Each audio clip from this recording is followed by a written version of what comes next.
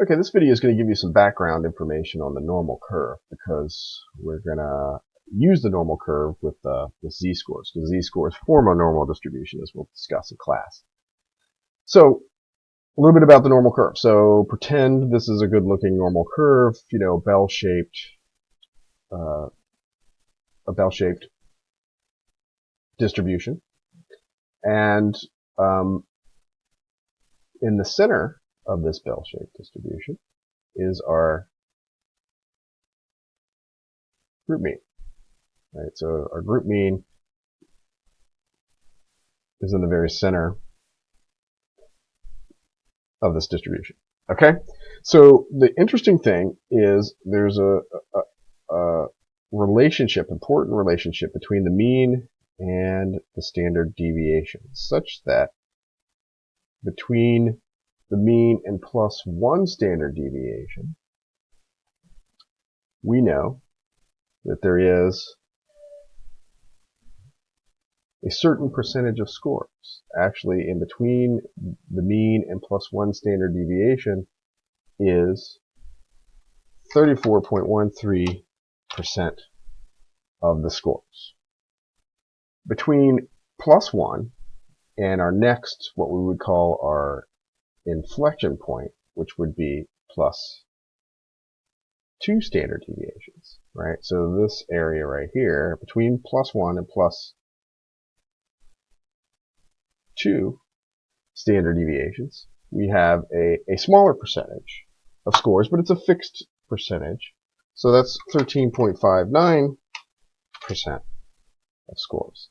And between plus two and the next inflection point, which would be plus three, and that's about as far as we go, and you'll see why in just a second, because that counts for the vast majority of the scores. So let me mark that. So let's suppose our plus 3 is out here. Oops. Let's suppose our plus 3 is out here. It's not cooperating. Here we go. Okay. Plus 3 standard deviations. And we have a little bit smaller area here between plus 2 and plus 3 standard deviations is 2.15% of the scores. Okay, and it's the same on the right side as it is on the left side, because the normal curve is symmetric with respect to our mean, or the very center point, right? So what I mean by that is if we look at between plus 1 and minus 1,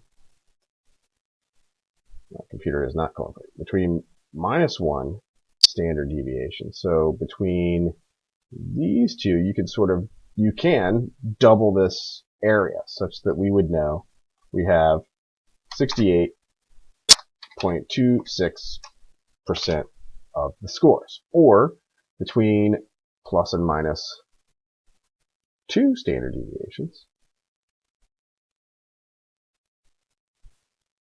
so a little bit bigger area, right? Between plus or minus 2 standard deviations, if you do the math real quick. I'm going to put this number here, but we're talking about this whole area here. We would have 95.44% of the scores. And so that means between plus and minus 3 standard deviations.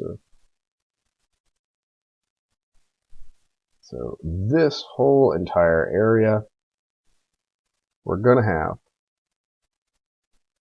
99.74% of the score. So the vast majority of the scores in our distributions will fall between plus or minus 3 standard deviations. And so what we could do, though, is we could take these regions, in any normal curve this is true, and so we could take these regions and we can get some more specific information about our distributions. Let me give you an example to sort of illustrate that point. Let's suppose that we have a population of 10,000 IQ scores.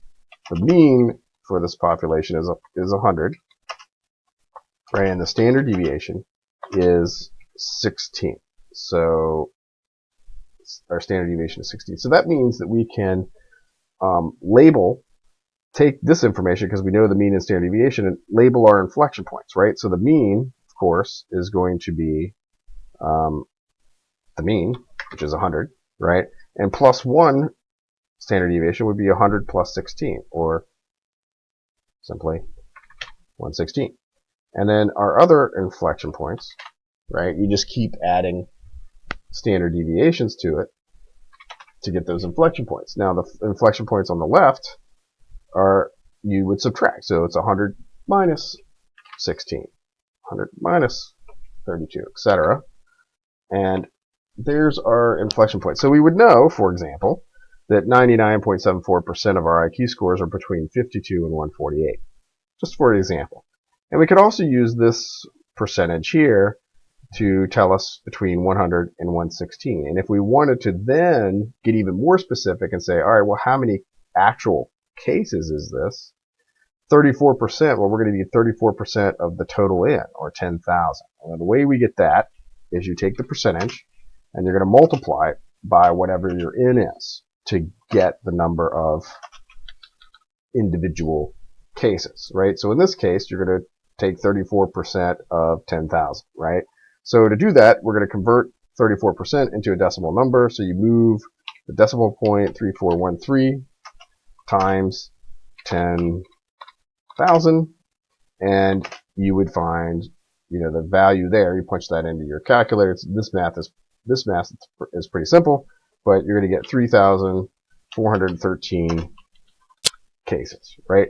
So that's a simple example, but we could, in any of these regions, get more specific information to make some decisions. And this is what we're going to do. We're going to use z-scores. Z-scores forms a normal distribution, and we can find these areas for any distribution of scores, and we can start to use that information to make some specific decisions.